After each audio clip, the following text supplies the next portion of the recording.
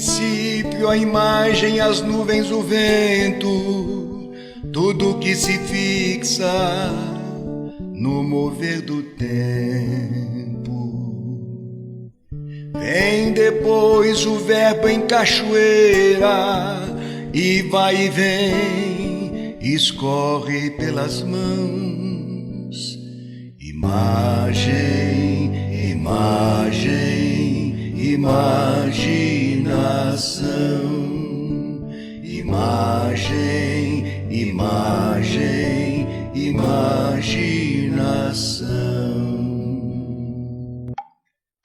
Quiriri, rendau, ator e bocopé, é mata, é sol, cheiro de café. Quiriri, rendau, ator e bocopé, é Mauro, é sol e é fé.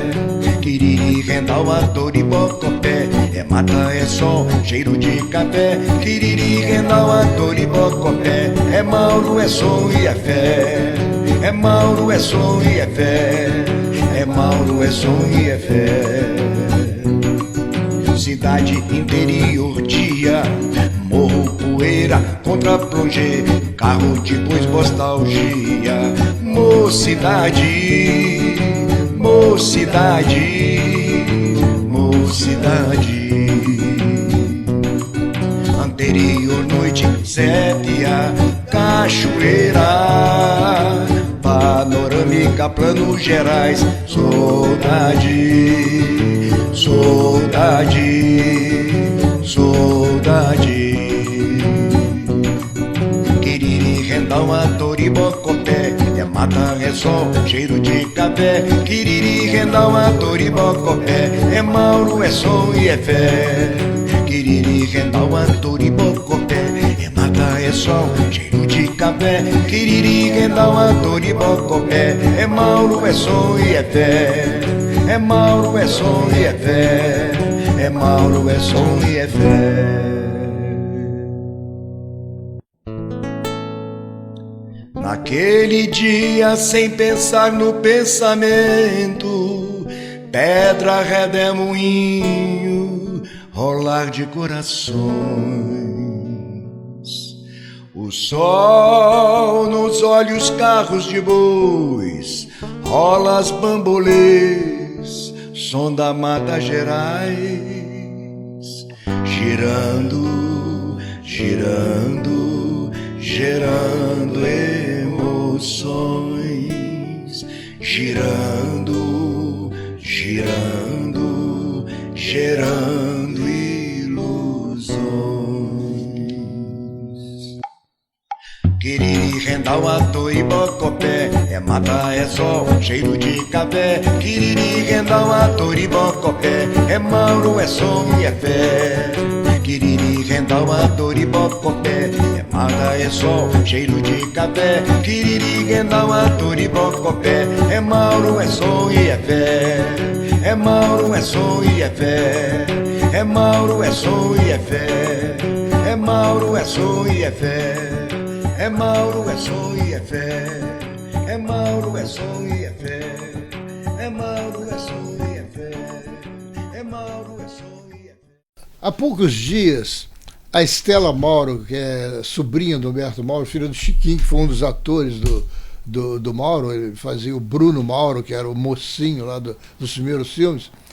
A Estela, eu liguei para a Estela perguntando sobre uma música chamada Roxinol, que haviam me dito que o seu Caetano Mauro costumava cantar com a dona Luísa, com a mulher dele, com a dona Teresa, que são os pais do Humberto Mauro, costumava cantar italiano, a música e tudo.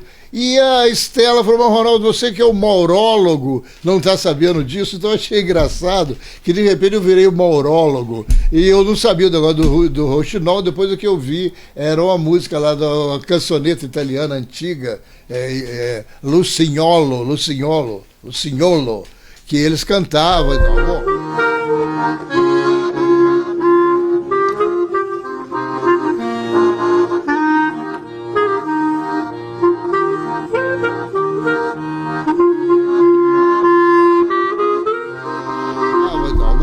e esse negócio do maurólogo ficou engraçado. Eu não sou maurólogo, isso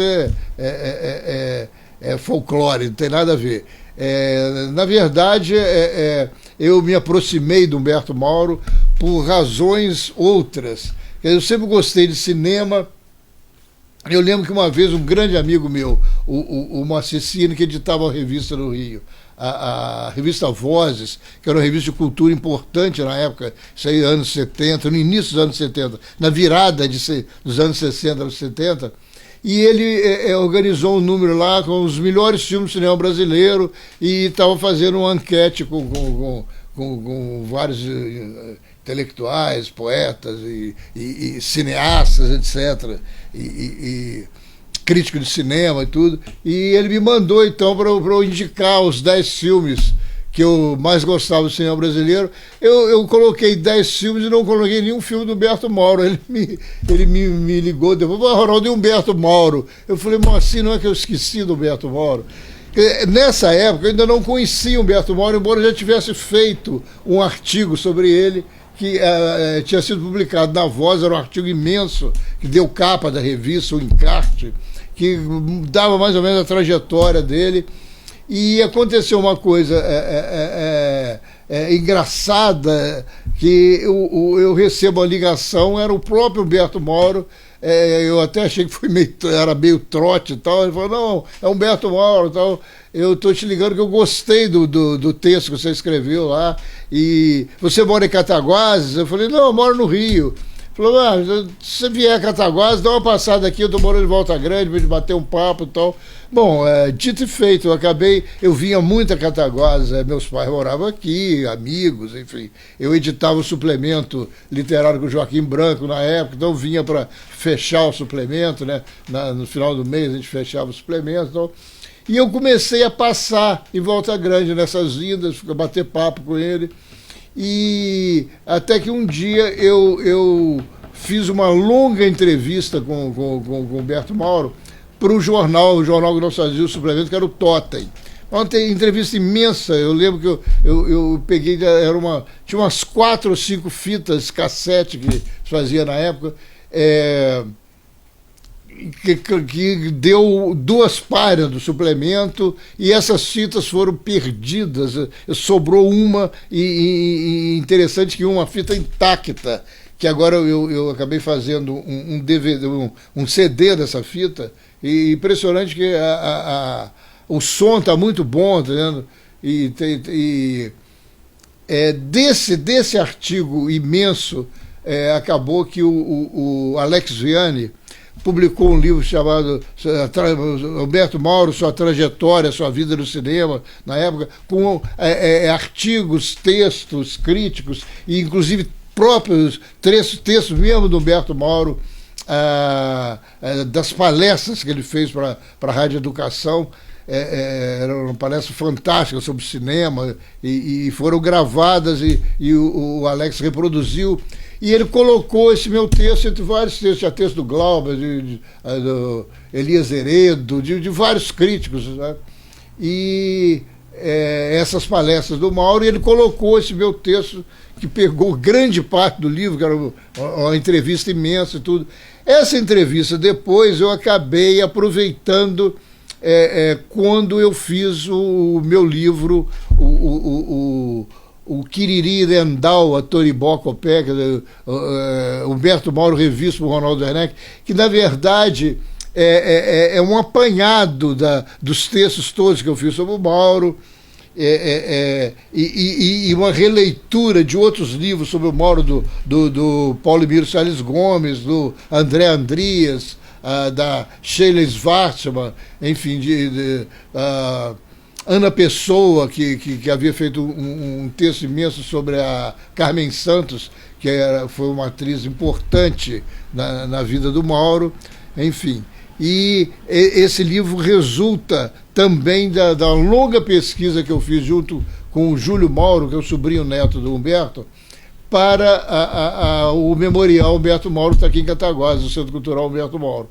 E essa pesquisa demorou, nós ficamos 5 ou 6 anos por aí. Nós fomos para a Cinemateca em São Paulo, para o CTAV, várias vezes a Volta Grande, entrevistamos muita gente. Eu lembro uma entrevista longa também com o Zequinha Mauro, que era vivo na época. E o Zequinha, que era filho do Humberto Mauro, foi o grande fotógrafo dele, né? Principalmente da fase já dos curtas que ele fez para o INSE. O Zequinha era o brilhante fotógrafo. O Zequinha depois foi assim quase que um ícone para os fotógrafos do cinema brasileiro. Depois, a maioria deles até hoje rende homenagem que o Zequinha. Eu lembro do Valtinho Carvalho, que é muito meu amigo, o Valtinho falando que muito do que ele aprendeu em fotografia deve ser o Zequinha, enfim. Então, esse material todo, eu acabei coletando isso tudo e montando o livro. É esse livro que está aqui, o Quiriri, Rendal, a Toribó Copé. Que o que é isso? O Mauro, além de várias atividades, o Mauro era um homem de N atividades. Ele foi goleiro de futebol, enxadrista, bilboquê, nadador. Ele foi o fundador do Clube do Remo aqui, excelente goleiro, era tido como o melhor goleiro da Zona da Mata na época. Ele foi goleiro do Flamenguinho, e enfim. E tudo isso denotava uma grande habilidade manual. São coisas com a mão. Ele conseguia acertar um passarinho para espanto dos meninos na época, com a tiradeira, entendeu?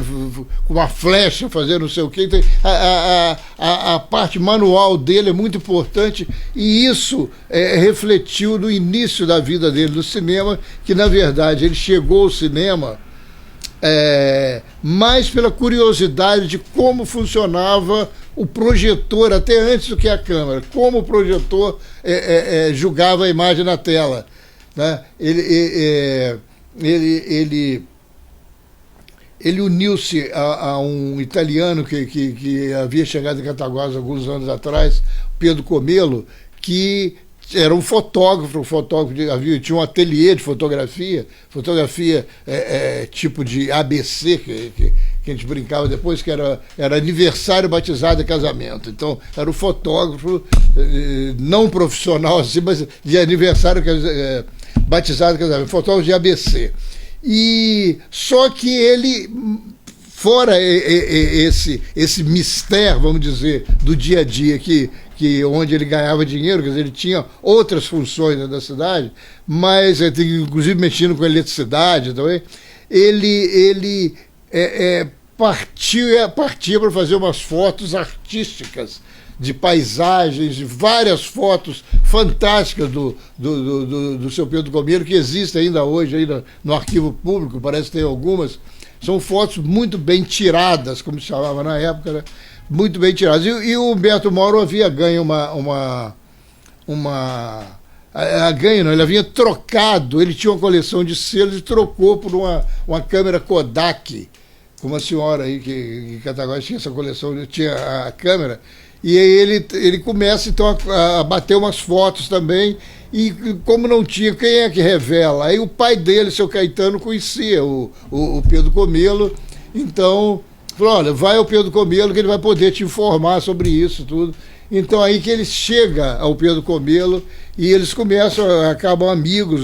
O Pedro Comelo revelava as fotos, enfim. E até corre a boca pequena ou a boca grande, o folclore, que um dia eles saindo do Cine Teatro Recreio, vendo aqueles filmes americanos lá, um virou para o outro e falou: mas isso aí nós podemos fazer. Quer dizer, de poder fazer, a fazer era um negócio meio fantasmagórico, né? Mas não se sabe como, de repente cai na mão deles uma máquina Pathé Baby 9,5mm, que a Pathé Baby era também uma câmera de ABC, que era usada na França, e depois logo chega ao Brasil também, como se fosse hoje o filmador de vídeo aí que você tem em casa, né, que você sai filmando, hoje até o celular, mas enfim. era uma câmera... Engraçado que eu estou vendo aqui um livro da Brigitte Bardot.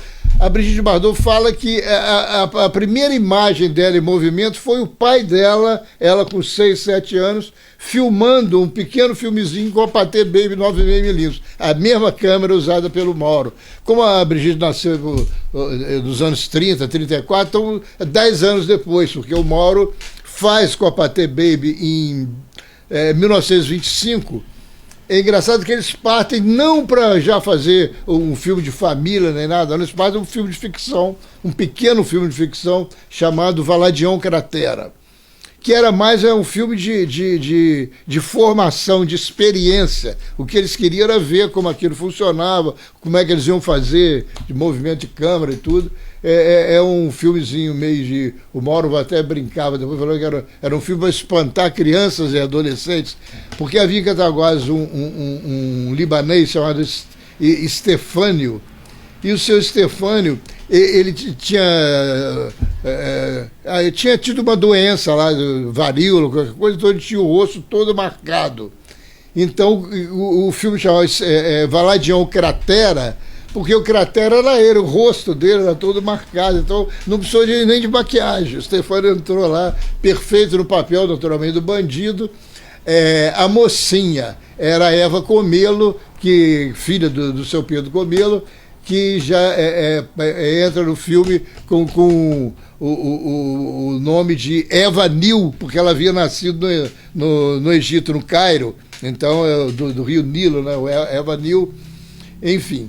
Eles então fazem esse filme, um curta, e na época o Humberto era muito amigo do seu Homero Cortes, que era dono da Casa Carcassena, um comerciante de projeção, né, na cidade. A Casa Carcassena, logo que inaugurou, era um prédio imenso, hoje foi derrubado, né, era um prédio bonito, muito vistoso, assim, e com várias coisas e tal. Esse Homero era um comerciante próspero. Só que, além do comércio dele, o seu Homero era meio pancada, assim, tipo o Mauro, que tinha umas ideias. Ele tinha a ideia de botar uns planadores voando nos céus de Cataguases.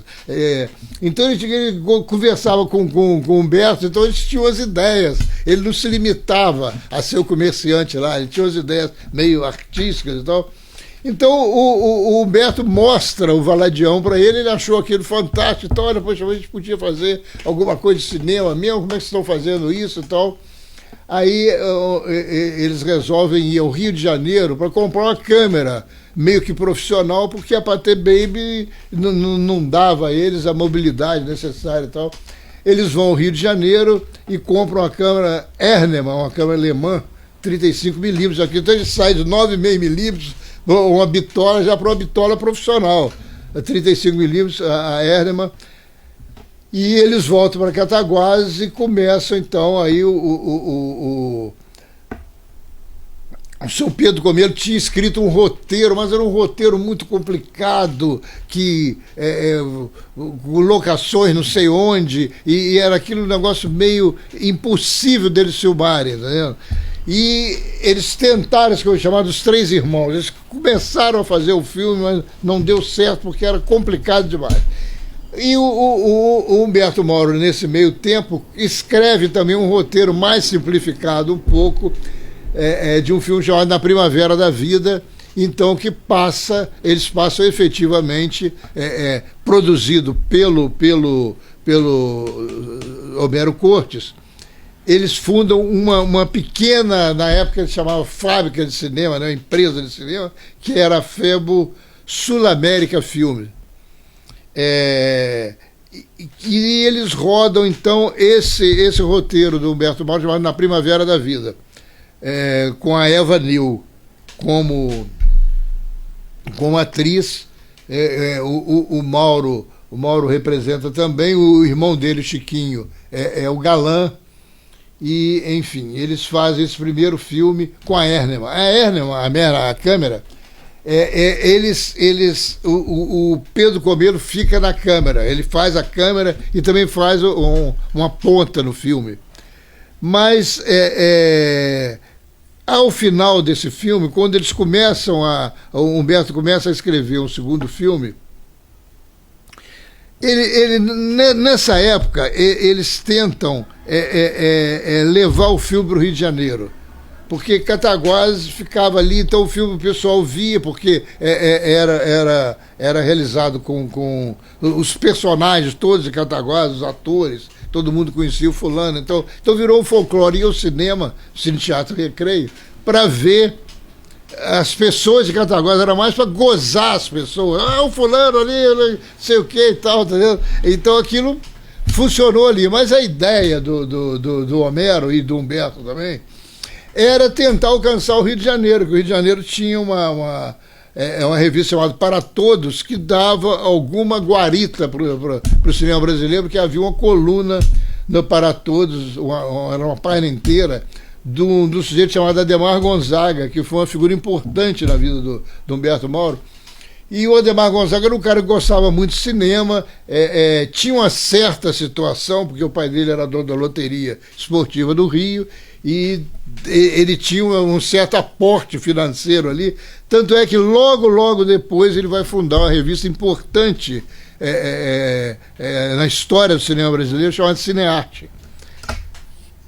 Logo depois, mas Humberto Mauro, um pouquinho antes da fundação do Cinearte, ele vai ao Rio com o Homero Cortes, e porque um cidadão aqui de Cataguases tinha falado: não, eu conheço todo mundo, Para Todos, deixa comigo que eu vou levar o filme, pô, eles vão dar uma matéria. E todo mundo de Cataguases ficou esperando, puxa, mas não saía a revista, porque na época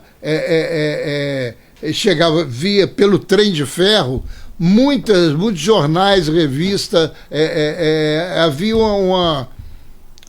um público leitor em Cataguases, então Para Todos chegava, entendendo, vários jornais e tudo, e o pessoal recebia aqui, e a matéria não saía nunca, então até que o Humberto vai e por acaso aí fala, chega na redação, eles vão lá para comprar o filme virgem para o segundo filme que eles iam fazer, chamado Tesouro Perdido, já estava o roteiro pronto, iam começar a filmar, e ele foi com o Humberto, com o Homero, para comprar filme virgem. Acabou que ele resolveu passar na redação do Para Todos, e conhece o Adhemar Gonzaga, falou: não, ninguém teve aqui, eu não conheço esse fulano e tal, por isso que nós não demos matéria nenhuma, o que é? Aí mostrou o filme, o Adhemar Gonzaga dá várias dicas para ele, achou interessante o filme, mas falou que tinha muita legenda, então ele precisava de decupar aquilo um pouco ali, tirar menos legenda e mostrar. Então o Gonzaga falou: olha, o cinema se faz com imagem,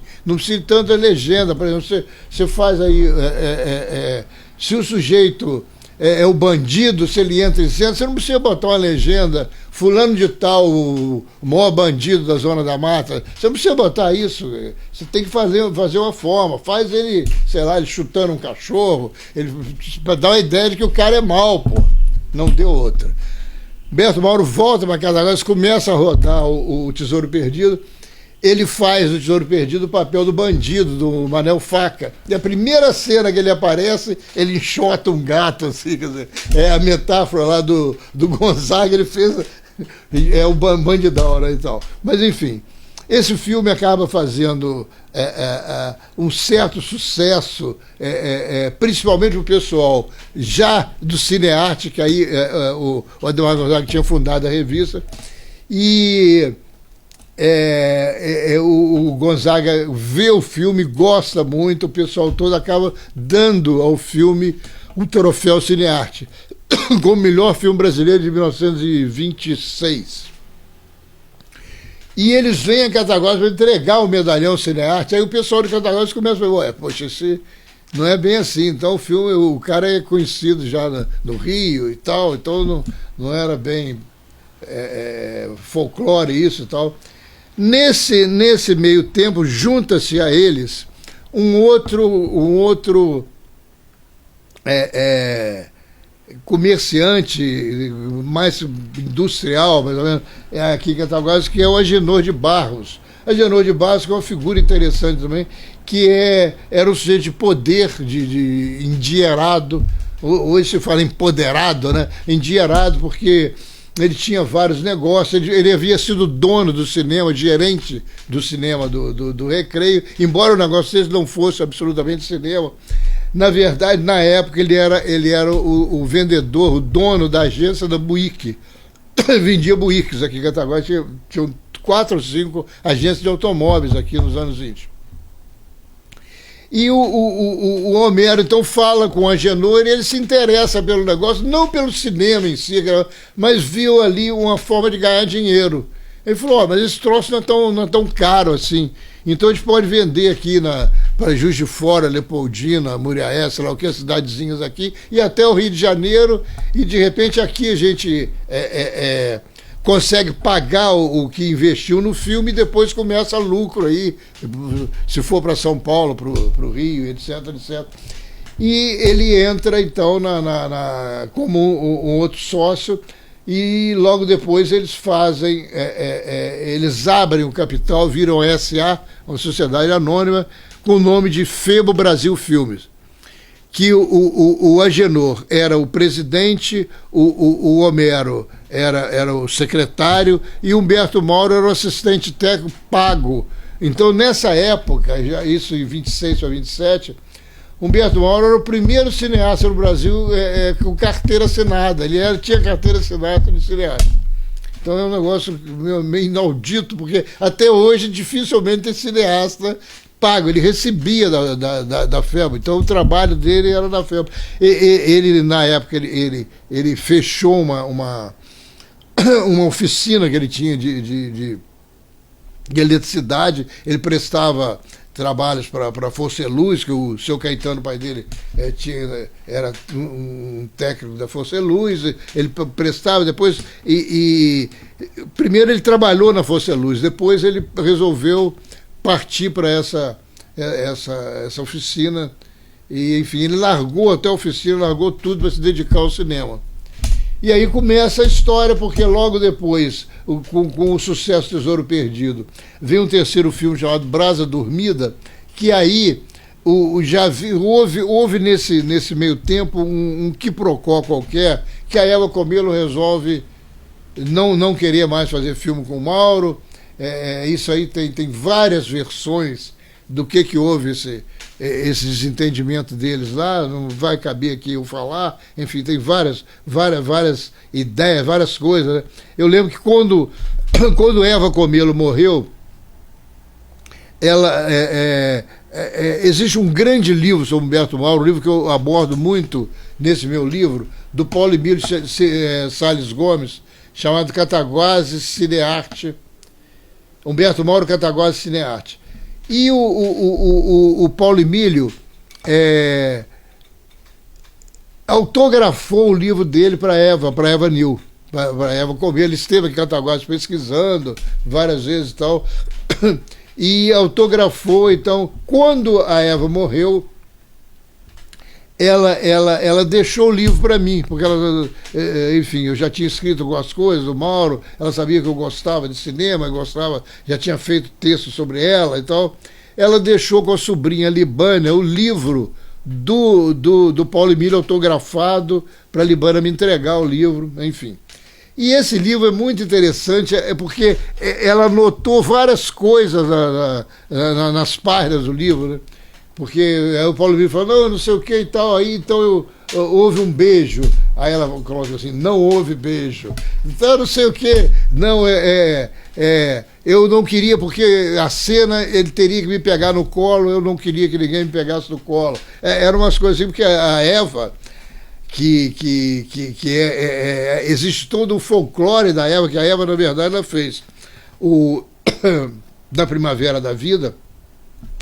Depois ela filmou Senhorita Agora Mesmo, que era um média-metragem com o pai dela, mas quase ninguém viu, esses filmes se perderam, e fez Barro Humano no Rio com o Ademar Gonzaga, fez uma ponta no filme. Então foram as 3 participações dela no cinema. E olha só, ela ficou conhecida como uma grande estrela do cinema brasileiro na época, com fãs no Brasil inteiro e até no exterior. Por quê? Porque o Pedro Comelo tirou fotos maravilhosas dela e enviou para as revistas. Então, os fãs conheciam pelas fotos da revista, né? E até tem o folclore lá, o folclore não, isso é verdade, que tem várias coisas da Eva, que meu Deus, o dono do Globo, o Marinho, o Roberto Marinho, era um fanzoca da Eva, assim, tipo, ele se orgulhava de ter uma foto autografada da Eva, a ponto de, quando a Eva morre, em 1990, acho que foi em 1990, no mesmo ano, uns 2 ou 3 meses antes, havia morrido a Eliana Macedo, que era a grande estrelinha da Atlântida, o filme lá com o Oscarito, Grande Otelo e Silfar e tal. A Eliana, que era a grande atriz lá, né, todo mundo conhecia. Parênteses, a Eliana estudou em Cataguases também, que tudo vai acabar em Cataguases. A Eliana estudou aqui na Escola Normal. E o jornal O Globo deu um texto de 10 linhas para a morte da Eliane. 2 meses depois, a Eva morre, o Globo dá meia página com direito a foto e tal, da Eva, isso em 1990, quando ela tinha filmado nos anos 20. Quer dizer, 70 anos depois, então, isso graças muito ao Roberto Marinho, que era o fã da Eva, né? Mas, enfim, então só cortando aí, já não havia mais Eva na Febo, nem o Pedro Comelo. Aí o Mauro começou no Tesouro Perdido, o Pedro Comelo filmou algumas coisas, mas depois também ele saiu, porque como a Eva tinha saído, eles partiram para fazer um filme que ele fez ele fundou uma outra produtora, chamada Atlas Brasil Filme. Significava, 1926... Cataguases, com 16 mil habitantes, 15, tinha 2 empresas de cinema, a Febo e a Atlas Brasil Filme. E o Pedro Comelo começa a filmar lá o Senhorito agora mesmo e tal, e sai da Febo, a Eva já tinha saído, e o Mauro se vê em apuros lá. Primeiro ele teve que arrumar uma atriz para substituir, e havia algumas moças que faziam teatro, que o Mauro também andou fazendo teatro, faziam teatro com ele, mas quando ele convidou, os pais falavam, não, teatro tudo bem, agora cinema, esse negócio aí, minha filha não vai entrar nisso, que vai passar no Rio de Janeiro, não, de jeito nenhum. E o Mauro não sabia o que fazer, acabou que ele colocou a mulher dele, a Maria Vilela de Almeida, Dona Bebe, que atua no Tesouro Perdido com o nome de Lola Liz, e está muito bem ela. Eles eram um casal muito bonito, do Mauro, e tanto o Humberto Mauro quanto a Dona Bebe. E havia uma coisa engraçada, quando do namoro e logo depois do casamento, houve um certo quiprocó, porque a Dona Bebe, a família era protestante, e os Mauro eram muito católicos. Então ficava aquele negócio de ter uma certa rusga, coisa que hoje não existe tanto, né? Mas na época uma moça protestante vai casar com um rapaz católico e tal. E eles passaram a ser conhecidos, e a cidade torcia para que o casamento acontecesse e tal, com o final feliz, etc.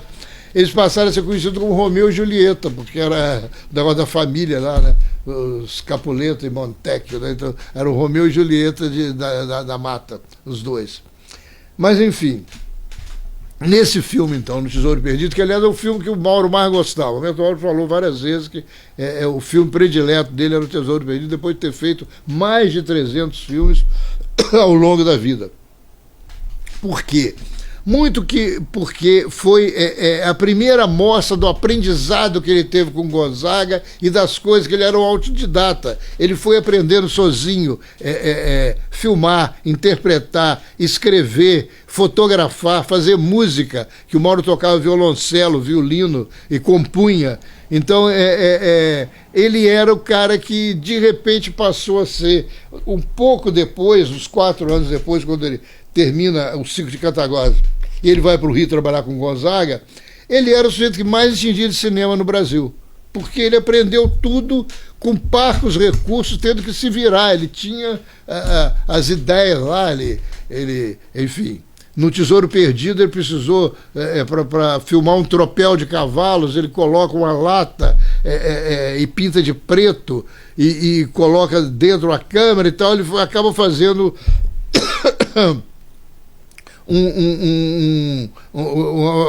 para dar uma filmagem de long shot. Ele faz ali ele reinventa, ele mexe na câmera, né? E, enfim.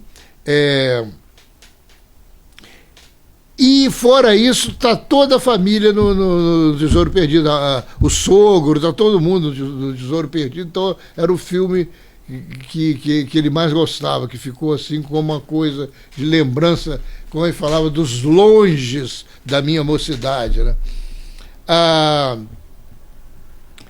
No Tesouro Perdido, ele era o bandido, Manel Faca, que na verdade o Alzir Arruda, que era um grande jornalista da época, o Rábula de Cataguases, o Alzir era o escroque internacional, era um bandido mais sofisticado, e o Mauro era o bandidão lá, Manel Faca, né?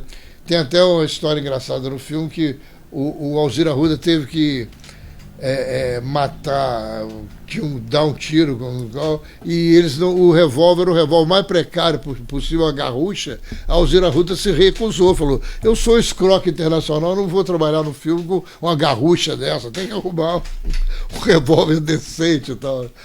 Enfim, mas nesse filme o Mauro ele troca de posição com o Chiquinho Mauro, que é o irmão dele, que era o galã, com o nome de Bruno Mauro, na câmera. Então, enquanto um estava em cena, o outro estava na câmera. Aí, quando o Mauro estava em cena, o Chiquinho estava na câmera. Ora, quando eles partem já para uma coisa mais profissional, que era o terceiro filme, que é o Brasa Dormida, ele ficou pensando: não, eu estou precisando de um fotógrafo, isso aí não está certo, não dá para eu estar na câmera e atuando e fazendo várias coisas, o Chiquinho também e tal. Aí o irmão dele, Haroldo, que morava no Rio, falou: olha, tem um colega meu aqui, lá do funcionário público, um colega do Ministério, que é fotógrafo, gosta muito de fotografia e tal, e esse colega dele resolve vir para Cataguases, o que é outra coisa interessante também. Você se chama Edgar Brasil e acaba se tornando o maior iluminador do cinema brasileiro. Edgar Brasil, um grande fotógrafo, e começou aqui com o Humberto Mauro. Ele fazia fotos de Kodak, nunca tinha filmado. E ele tinha passado num concurso do Banco do Brasil, que era uma coisa assim fantástica, em 1926, 27, e ele se nega a entrar no Banco do Brasil para vir se aventurar em Cataguases como fotógrafo da FEBO.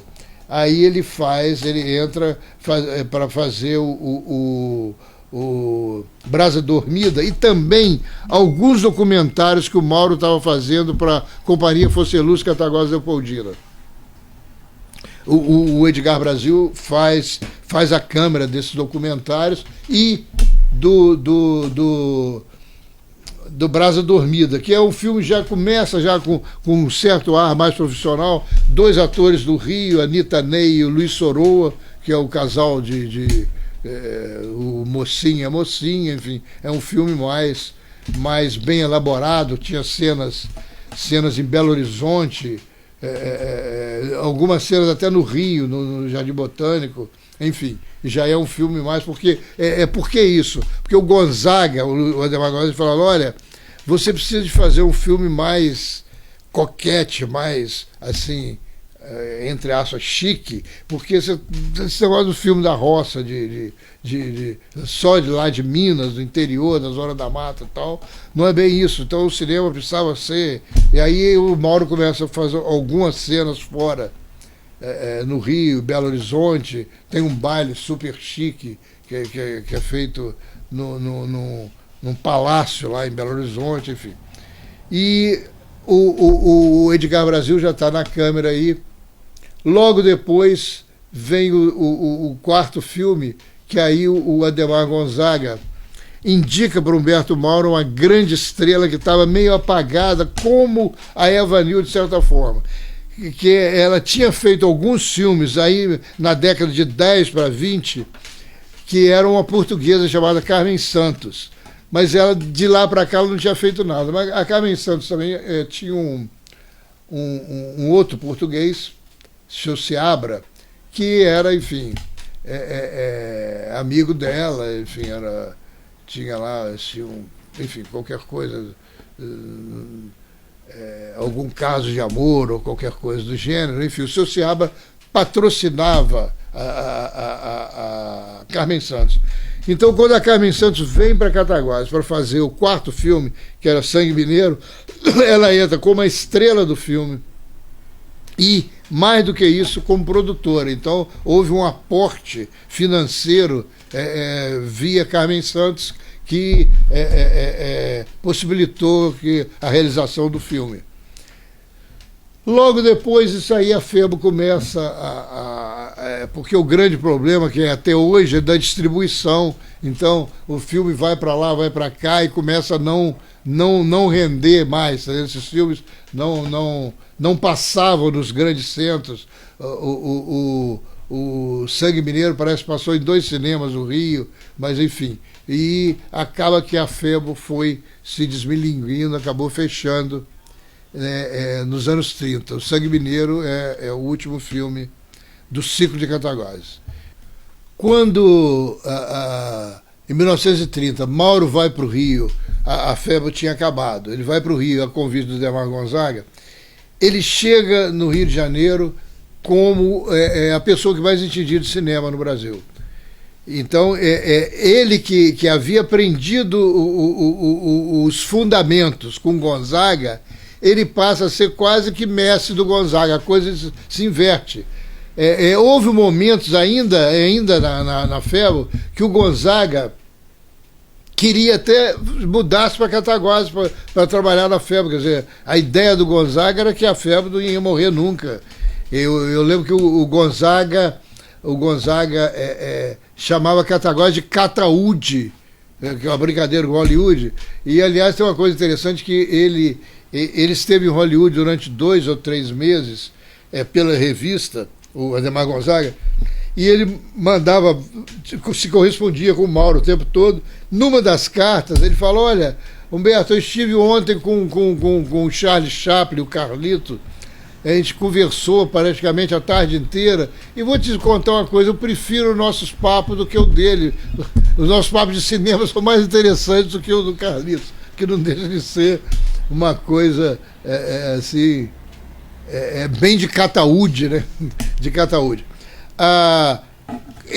O Mauro então vai para o Rio, trabalha com o Gonzaga. O Gonzaga estava terminando o filme, estava com o filme parado, porque não tinha dado problema no roteiro, ele tinha começado a filmar e não estava conseguindo terminar, chamado Lábios Sem Beijos.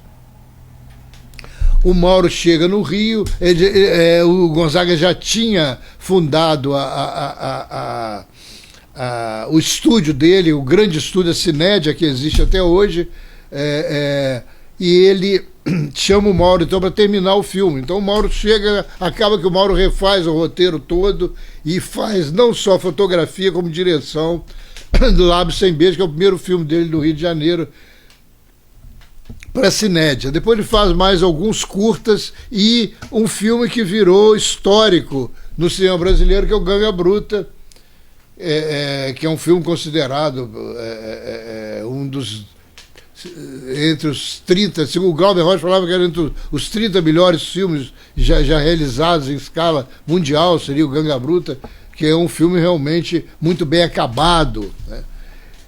Logo depois, a Carmen Santos funda uma produtora chamada Brasil Vita Filmes e chama o Mauro para trabalhar com ela. Então o Mauro sai da Cinédia, vai trabalhar com a Carmen Santos, faz 2 ou 3 filmes, um deles importantíssimo, chamado Os Favelas de Meus Amores, que é um filme feito na favela. Então ele não era mais um filme de estúdio, que até aquela época a câmera não saía muito para a rua.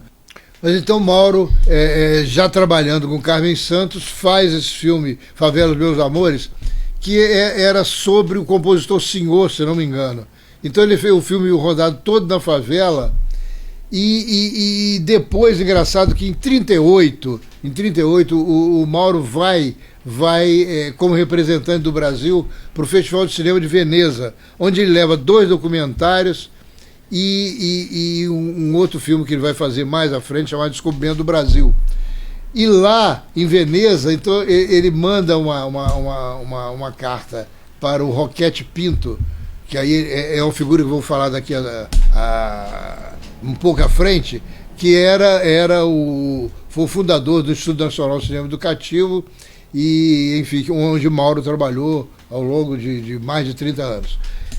Ele faz uma carta dizendo que, engraçado, que os italianos, enquanto eles estão fazendo o filme do Cipião africano e não sei o que, eu estava fazendo um filme onde eu levava a câmera para a rua, eu levava a câmera para o morro, e coisa que só muito depois eles iriam fazer, que era o neorrealismo.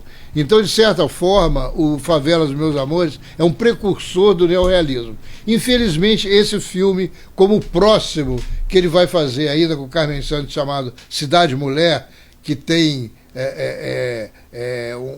uma participação da Carmen Miranda, música do Noel Rosa. Esses filmes foram perdidos no incêndio que houve na Brasil Vita Filmes, infelizmente. Um pouco mais à frente,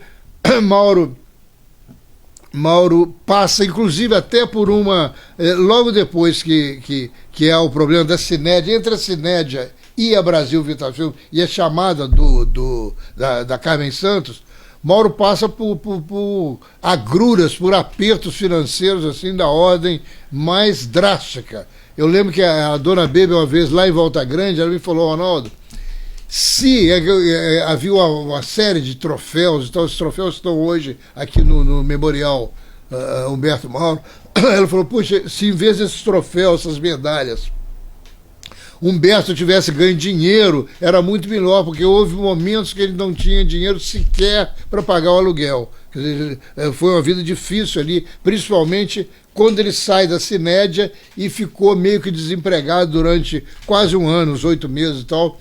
E aí ele se virava vendendo queijo de Minas, que possivelmente o Chiquinho, o irmão dele, mandava aqui de Cataguases, e até enceradeiras elétricas. Enceradeiras, enfim, que ele andou vendendo e tal, ele estava se virando de qualquer jeito. E um crítico maldoso chegou a dizer assim: Humberto Mauro está brilhando nos lares cariocas, quer dizer, era a enceradeira, né? A maldade é maldade, né? Enfim. Mas logo depois ele é chamado pela Carmen Santos, tem essa fase na Brasil Vita Filmes, desses 2 filmes que infelizmente se perderam, foi uma das grandes perdas do cinema brasileiro, principalmente o Favelas dos Meus Amores.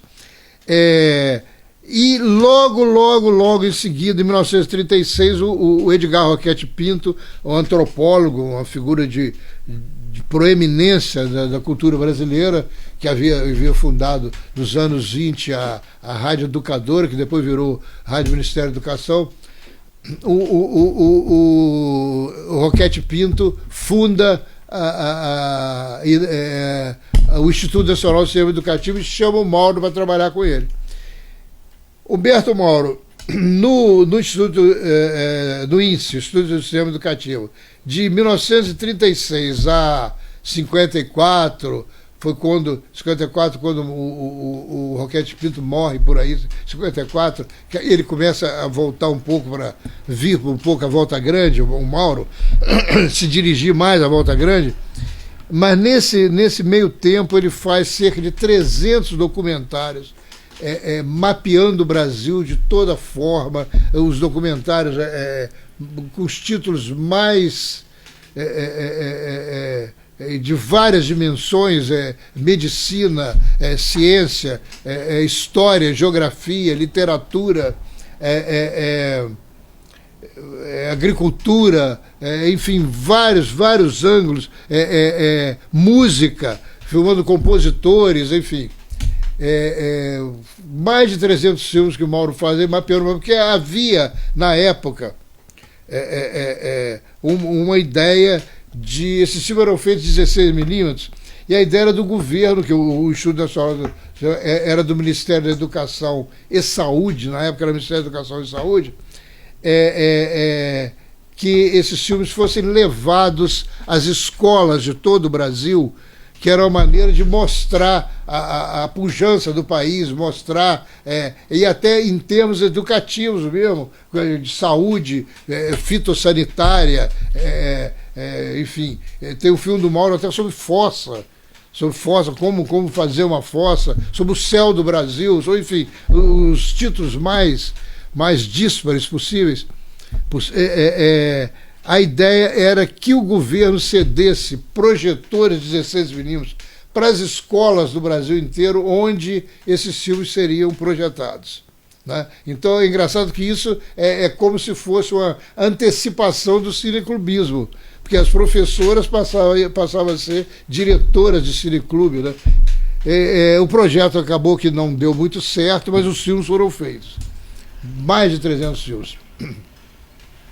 Ainda nesse meio tempo, Mauro faz, a Carmen Santos chama para, convida a fazer um filme chamado Argila, que aí tem a participação do Roquete Pinto,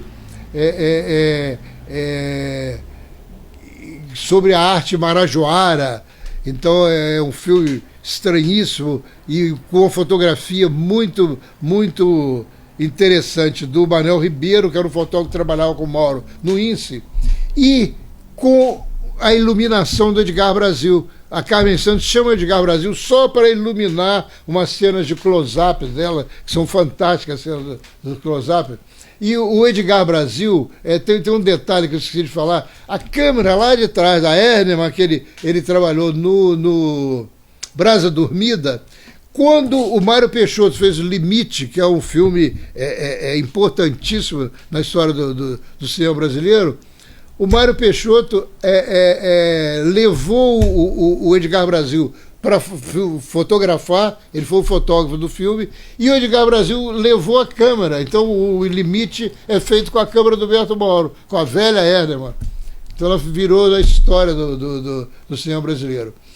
Depois do Argila, Mauro faz pelo Instituto Cacau, patrocinado pelo Instituto do Cacau, o Descobrindo do Brasil, que é onde ele faz a câmera vira a história. A câmera é como se o espectador, quer dizer, a câmera, o olho da câmera, que é o olho do espectador, estivesse entrando dentro da história. Ele pega o quadro do Pedro Américo, lá, o quadro famoso da primeira missa.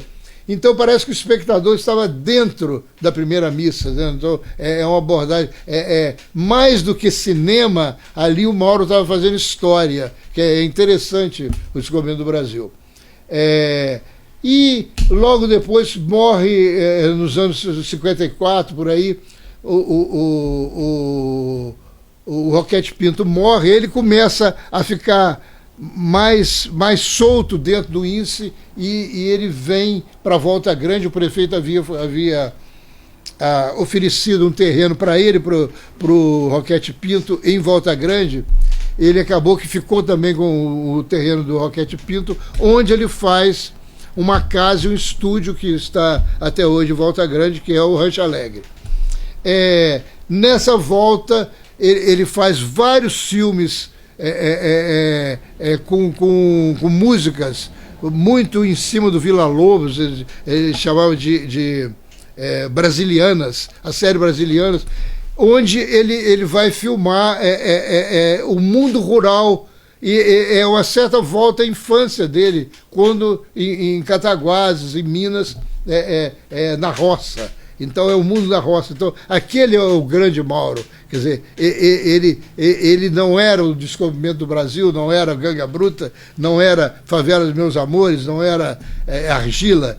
Ele era o tesouro perdido dele estava no universo rural.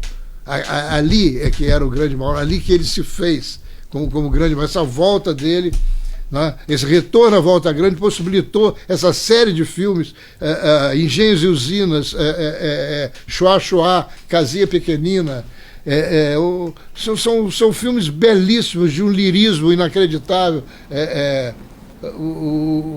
enfim, que demonstra o grande Mauro Guerra. E ele, nesse meio tempo, ele consegue também fazer um longa-metragem, que é o filme dele, que eu, Ronaldo, particularmente mais gosto, que é o Canto da Saudade.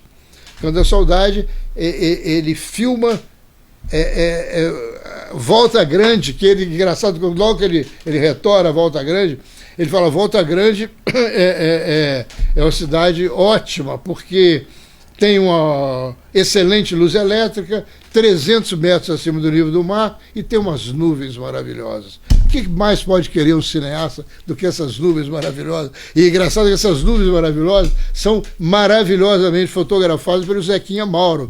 Então essas cenas todas dos curtas, dessa fase, essa fase mineira dele, esse retorno, essa fase mineira dos curtas, todas fotografadas pelo Zequinha, que era um expert em nuvens, as nuvens do Zequinha. O Mauro depois chega até a fazer um filme sobre nuvens mesmo, Batuque, que é todo filmado com nuvens, um dos curtas dele.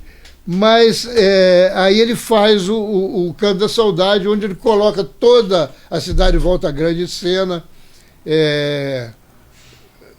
E é o filme que eu mais gosto, que ele tem muito desse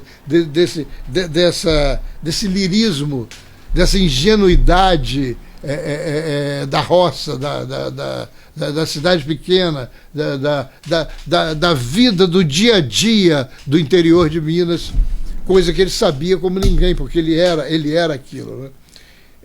E um pouco à frente ele faz o filme que o tornou muito famoso, um curta chamado A Velha Fiar, onde ele pega o Matheus Colasso, que era um colega dele do Instituto Nacional do Cinema Educativo, ele coloca o Matheus travestido da velha, o Matheus é a velha que está afiando, e é uma aula de montagem do cinema. Ele pega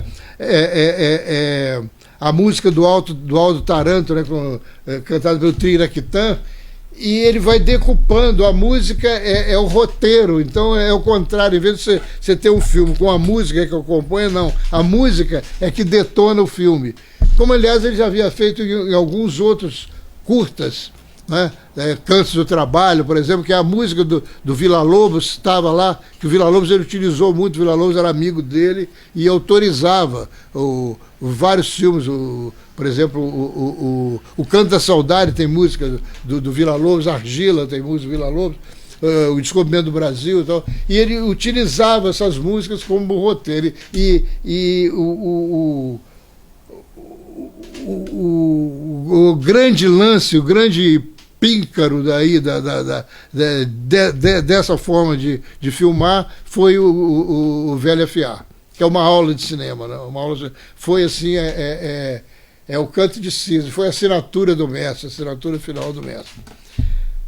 A importância do Mauro até hoje vem muito de um sujeito chamado Glauber Rocha, que Glauber Rocha esteve aqui em Cataguases, no festival que foi organizado aqui em 61 pelo Mauro Sérgio Fernandes. É um festival Humberto Mauro, vieram vários críticos e cineastas, e passaram vários filmes do Mauro, inclusive o Ganga Bruta. Quando o Glauber acabou assistindo o Ganga Bruta as 4 vezes, na noite que passou, que ele pediu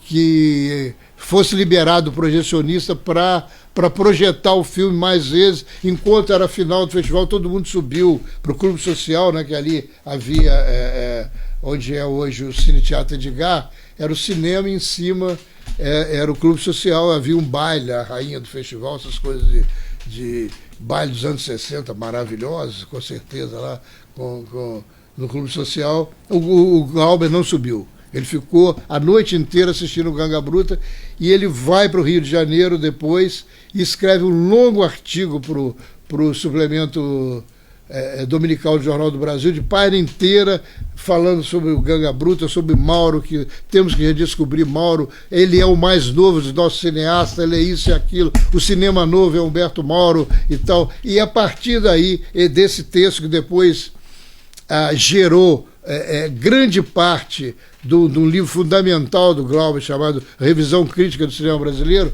esse texto pega quase que metade do livro, né?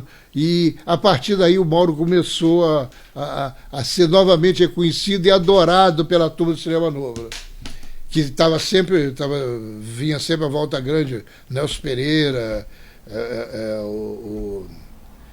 vários cineastas, está me faltando, Walter Lima Júnior, enfim, Alex Vianney. Já nos anos 70, ele aposentado, já em Volta Grande, o Alex Vianney, que era grande amigo dele, resolve filmar um roteiro que ele tinha feito. Na verdade, não era um roteiro, ele falava para o Alex Vianney, porque ele falou, eu não tenho nada escrito. Então ele falava, o Alex e o Davi Neves elaboraram um roteiro em cima desses papos com o Mauro, que é um filme chamado A Noiva da Cidade, que foi o fecho aí. O Mauro trabalha, faz uma ponta, Tael, que maravilha, música do Chico Buarque, enfim, é um filme que eu gosto muito. É um filme, não tem assim lá grandes importâncias, mas o mundo do Mauro está ali. O Alex e Davi, principalmente, que havia feito um excelente filme sobre ele, chamado Mauro Humberto. E engraçado que a família, tanto o Mauro quanto a Dona Baby, chamava o Davi Neves o São Davi, porque com o Mauro Humberto, que era um curta-metragem de São Humberto Mauro, o Davi ganhou um prêmio lá, 6 mil, qualquer coisa, cruzeiro. E ele doou o prêmio para o Humberto Mauro na época que os Mauros estavam com problemas monetários, e então ele virou o São Davi, que salvou a pátria, né? Enfim. E o Noiva da Cidade onde termina. Era um filme que ele sempre quis fazer. Havia alguns outros projetos, Teoria Geral da Fazenda Clássica, A Volta ao Mundo em 8 dias, que ele queria fazer com o Grande Otelo. Ele chegou a me contar isso, não só para mim, como para o Alex, para todo mundo, mas que não foram realizados. Então fica aí um pouco dessa história do grande pioneiro do cinema nacional, que é endeusado até hoje, com toda a razão, pelos jovens cineastas do país. Mata é sol, cheiro de café, quiriguendau, Toribocopé, Mauro, é sol e é fé. Quiriguendau, Toribocopé, mata é sol, cheiro de café, quiriguendau, Toribocopé, Mauro, é sol e é fé. Mauro, é sol e é fé. Mauro, é sol e é fé.